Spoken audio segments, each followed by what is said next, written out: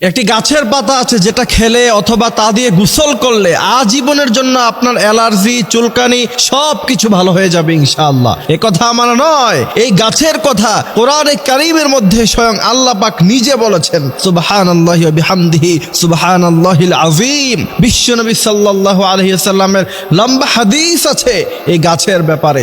এই গাছের পাতা আপনি যদি চিবিয়ে খান অথবা তা দিয়ে যদি আপনি পানির মধ্যে ফুটিয়ে তা দিয়ে যদি আপনি গোসল করেন, বিজ্ঞান বলছে যে আজীবনের জন্য আপনার অ্যালার্জি, চুলকানি সব ভালো হয়ে যাবে।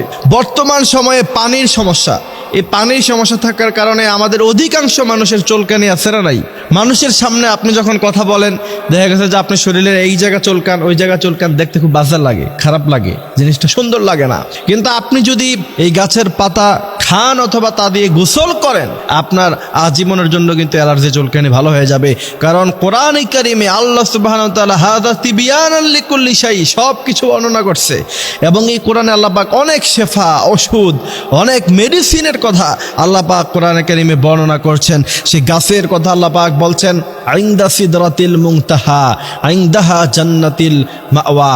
আকাশে আল্লাহ পাকের যে আরশ আজিম আছে সেখানে একটি গাছ আছে, সেই গাছের নাম হলো বরুই পাতা। ইনদা সিদরাতিল মুনতাহা, সেই গাছের নাম হলো বরুই গাছ।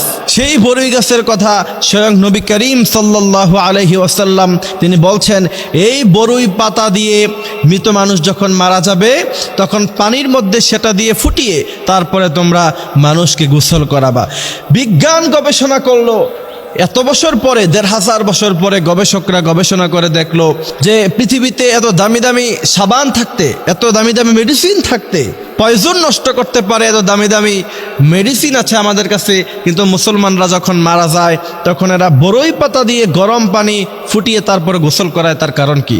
বরই পাতা যখন গরম পানির মধ্যে দেয়া হয় অথবা পানির মধ্যখানে বরই পাতা দিয়ে যখন তা ফুটানো হয়, তার মধ্য থেকে সমস্ত ব্যাকটেরিয়া, পলিউশন, ময়লা যা আছে সব দূর হয়ে যায় আর সেই পানিটা পরিষ্কার হয়ে যায়। এমনভাবে পরিষ্কার হয়, ফিল্টারিং করলে সেখান থেকে যেমন ময়লা পরিষ্কার হয়, এর চাইতে আরও ভালোভাবে পানির ভিতর থেকে ময়লা দূর হয়ে যায়, পানিটা পরিষ্কার হয়ে যায়। বিজ্ঞানরা অবাক হয়েছে, ১৫০০ বছর আগে ওই সময় প্রযুক্তি নাই, ইন্টারনেট নাই, গুগল নাই, কিচ্ছু নাই।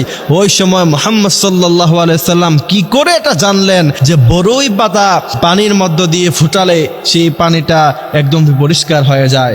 এরা ইসলামের কাছে মাথাকে তারা নত করে দিয়েছে।